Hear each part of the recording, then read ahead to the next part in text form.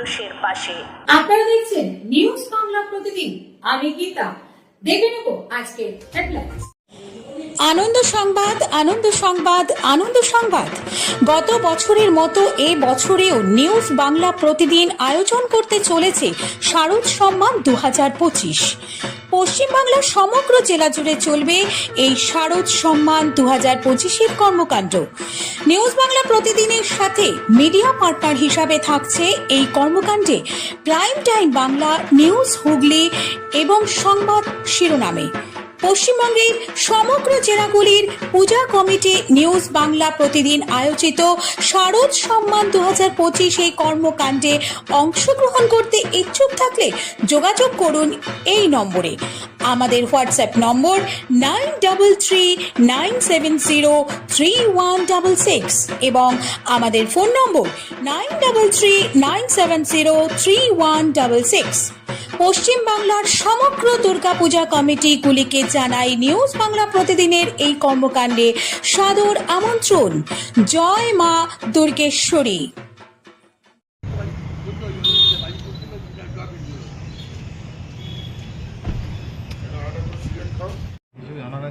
মানে কটা খেপে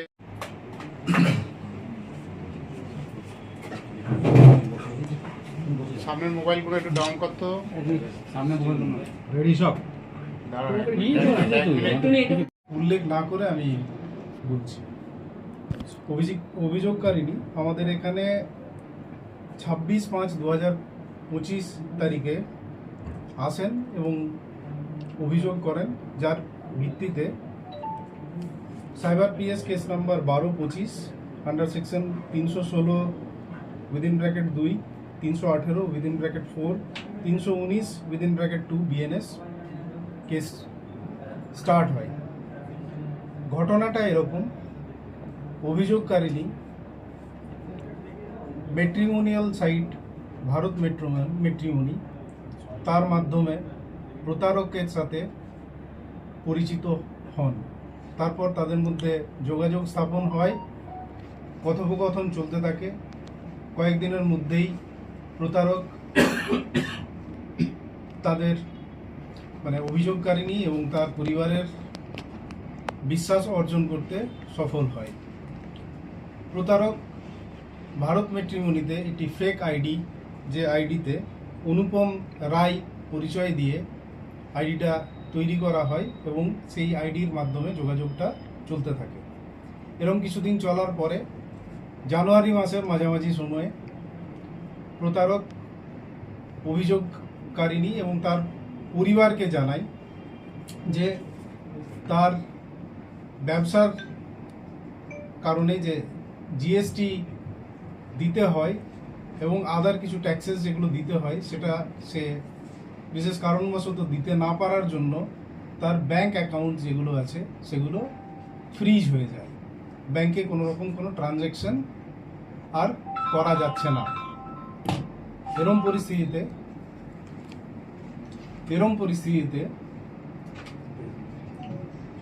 একটা অ্যাকাউন্ট নাম্বার দিয়ে অভিযোগকারিনীকে বলা হয় যে ওই অ্যাকাউন্টে যদি কিছু টাকা তাকে দেওয়া হয় তাহলে সে তার যে জিএসটি এবং আদার ট্যাক্সেস, যে ট্যাক্স লাইবিলিটিস আছে সেগুলো পরিশোধ করলে তার ব্যবসা আবার চলতে থাকবে। এরপরে ওই অ্যাকাউন্টে বিভিন্ন সময়ে যারা প্রতারিত হয়েছেন তারা কম বেশি 44 লক্ষ টাকা ট্রান্সফার করেন, 44 lakhs। আমরা তদন্ত শুরু করি। তদন্ত করতে গিয়ে আমরা অ্যাকাউন্টগুলো ট্র্যাক করা শুরু করি। ট্র্যাক করার পরে আমরা একটা জায়গায় ইনভেস্টিগেশন একটা জায়গায় যাই। সেখান থেকে আমরা বুঝতে পারি যে আইডির মাধ্যমে যোগাযোগ স্থাপন করা হয়েছিল সেই আইডিটা ফেক। কারণ কিছুদিনের মধ্যেই ওই আইডিটা প্রতারক ভারত ম্যাট্রিমনি থেকে ডিলিট করে দেয়। মজার বিষয় হচ্ছে যে আইডিটা করা হয় এখনো অবধি আমরা যেটা বুঝতে পারছি, কারণ আমরা বটম আপ ইনভেস্টিগেশনে প্রসেসে একটা লেভেল অবধি পৌঁছাতে পেরেছি, যেহেতু ইনভেস্টিগেশন চলছে, আরও কাউকে পাবো কিনা সেটা ভবিষ্যতে আমরা বুঝতে পারবো। এখনো অবধি যা পেয়েছি তাতে যিনি মাস্টারমাইন্ড আছেন তিনি নিজেকে চালের ব্যবসায়ী পরিচয় দিয়ে যে আইডি থেকে উনি মানে যোগাযোগটা স্থাপন করেছিলেন, তার রেসপেক্টে যখন তার সাথে ভয়েস কল মানে ফোন কল এস্টাবলিশ হয়, তখন তিনি তার পরিচয় মানে একটা পরিচয় দেন, যেটা আমি তদন্তের সাথে এই মুহূর্তে বলছি না নাম এবং পার্টিকুলার্স, কিন্তু তার ব্যবসাতে তিনি বলেন যে তিনি একজন চালের ব্যবসায়ী এবং বিভিন্ন সময় তিনি তার ম্যানেজারের সঙ্গেও এই পরিবারের কথাবার্তা করান। যে দুজনকে ম্যানেজার পরিচয় দেওয়া হয়েছিল আমরা তাদেরকে অ্যারেস্ট করতে পেরেছি, তারা আপনাদের সামনে আছেন। তাদের একজন হচ্ছেন অভিষেক রায়, যার বাড়ি ঝাড়খণ্ডের দেওঘরে এবং কলকাতাতেও উনি মাঝে মধ্যে থাকেন। কলকাতার গড়িয়াতেও তার একটা অ্যাড্রেস আছে। তাকে আমরা আমাদের ইনভেস্টিগেশনের সময় যে এভিডেন্সগুলো পেয়েছিলাম তার বেসিসে তাকে আমরা 41-এ ডাকি, তাকে জিজ্ঞাসাবাদ করা হয়।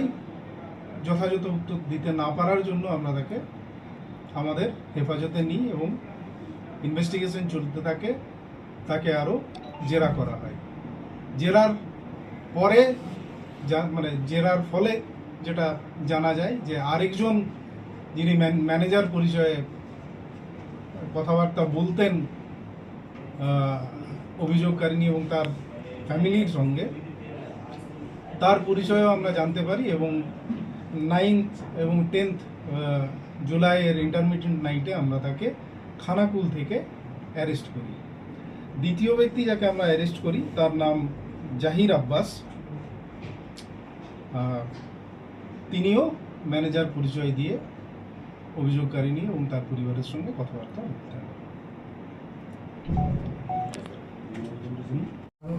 আমাদের কাছে এখনো অবধি এই একটা কেসই আছে, তবে আরো থাকতে পারে, আমরা সেটা ইনভেস্টিগেশন করে দেখছি। স্যার এই অভিযোগটা কেন করে একটু বলবেন?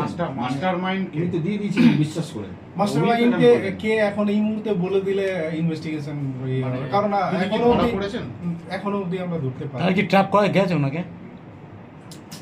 ইনভেস্টিগেশন আর একটু এগোক, আপনারা বুঝতে পারবেন। আমি প্রথমেই আমার বলার সময় আমি বলেছি যে আমরা বটম আপ ইনভেস্টিগেশনের পার্টটা বললাম, কারণ আমরা শুরুতে ম্যানেজারকে ধরতে পেরেছিলাম, দিয়ে আরেকজন ম্যানেজার পরিচয় দিয়ে যিনি কথাবার্তা বলেছেন তাকে ধরতে পেরেছি। তার উপরের লেয়ারে যিনি আছেন তাকে আমরা ট্র্যাক করছি, হোপফুলি খুব তাড়াতাড়ি ধরে ফেলবো, কিন্তু যতক্ষণ না ধরতে পারছি সেটা যেহেতু ইনভেস্টিগেশন চলছে আমি আর ফার্দার রিভিল করছি না। মানে যাদের ধরেছেন তাদের অ্যাকাউন্টে ট্রান্সফার কত হবে? হ্যাঁ হয়েছে, সেটা পরিমাণ এখন অবধি আমরা 6.5 লাখের অ্যারাউন্ড হোল্ডে রাখতে পেরেছি। বাকি এই ধরনের অপরাধ কি প্রথম জেলায়? এই থানায় আমরা এই টাইপের ম্যাট্রিমনি রিলেটেড প্রথম কমপ্লেন পেয়েছি। বলছি অভিযোগ করেন একটু বলবেন? এদের অভিযোগটা কেন করলেন? উনি তো টাকা দিয়েছিলেন বিশ্বাস করে, কোন জায়গাটায় মানে উনি টাকা ফেরত চেয়েছিলেন? না, ঘটনাটা হচ্ছে একটা সময় পরে ওই যে ফেক আইডি যেটা ম্যাট্রিমোনিয়াল সাইটে ছিল, যেটা থ্রুতে এদের পরিচয় হয়, সেই সাইটটা ম্যাট্রিমোনির থেকে ডিলিট হয়ে গেছে এবং তার কোনো ওয়্যার আউটস আর পাওয়া যাচ্ছে না। মানে অভিযুক্তের আইডিটা। হ্যাঁ, অভিযুক্তের আইডি, যিনি প্রতারক।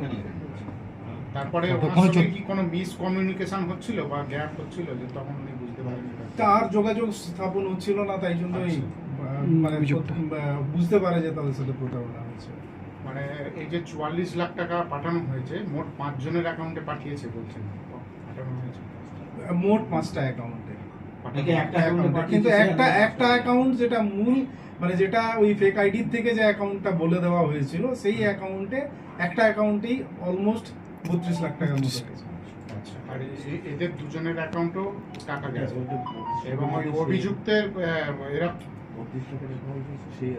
মানে একটা অ্যাকাউন্টে গিয়ে সেখান থেকে কি 5টা অ্যাকাউন্টে তাই তো? না, তাহলে শুধু এটা নয়, একটার থেকে গেছে হ্যাঁ প্লাস আরো 4টা অ্যাকাউন্টেও জমা পড়েছে। আচ্ছা সাবসিকুয়েন্টলি আরো 4টা অ্যাকাউন্টও যারা ভিকটিম আছেন তাদেরকে দেওয়া হয়েছে। আর যিনি অভিযুক্ত তিনি কি সত্যি ব্যবসায়ী কি করেন? একটু ইনভেস্টিগেশনটা না চলছে। ম্যানেজার বলছেন, ম্যানেজার মানে নিশ্চয়ই তিনি কোনো মানে ম্যানেজার না, পরিচয় দেখুন, দিয়েছিলেন। যিনি ফেক আইডি করেছেন এবং যে প্রসেসে উনি প্রতারণাটা করছিলেন সেই সময় নিজেকে ব্যবসায়ী পরিচয় দেওয়া এবং সেই ব্যবসায়ী কত বড় ব্যবসায়ী যে তার দুজন ম্যানেজার আছে হ্যাঁ, সেইটা একটা ইম্পারসোনেশন না, high profile ব্যবসায়ী পরিচয়। না আপনাদের তদন্তে কি উঠে এলো? ওই ব্যবসায়ী কি করেন? আর কিছু একটু তো জিনিস জানতে পেরেছেন? একটু কিছুদিন ওয়েট স্যার, আর একটা এখনো জিনিস আমরা অভিযোগ- অ্যারেস্ট করতে পারিনি যখন অভিযোগকারী 42 লক্ষ টাকা দিল জিএসটি জিএসটির জন্য, জিএসটি করতে হবে বলে বলছে। 42 লক্ষ টাকা তখন অভিযোগের সন্দেহ হলো না যে জিএসটি করতে একটা ব্যবসায়ী 42 লক্ষ টাকা লাগবে? সেটা দেখুন, কিভাবে দেয়? একজন মানুষ প্রতারিত কিভাবে হন তার সাইকোলজিক্যাল ব্যাপারটা আমরা কি করে বলতে পারি? এটাও তো তিনি একটা ভাবার আছে যে 42 অভিযোগকারী লক্ষ 42 লক্ষ টাকা দিচ্ছে। প্রথম কবে পরিচয়? 26/5 কত বছর আগে? অভিযোগ হলো, কিন্তু তাদের সাথে পরিচয় কবে? December 2024 24 December. আর কি ফার্স্ট মেরে পড়েছে? ট্রানজাকশন মোটামুটি কবে? Mid of January. সাহেব এটা কি ধরনের বিয়ে? 44 লক্ষ টাকা মিড অফ জানুয়ারি বলতে 25 না না, মিড অফ জানুয়ারি মানে 15 কাছাকাছি। 25-এর স্যার, এই যে একটা- আমাদের কাছে রেকর্ডেড আছে এইটা একটা থেকে গেল স্যার। তার মানে 13 যেটা বলেছে সেটা হচ্ছে 13 জানুয়ারি। আমি বলছি তার মানে 1 মাস পর থেকেই টাকা এক দেওয়া মাস শুরু। পর থেকে।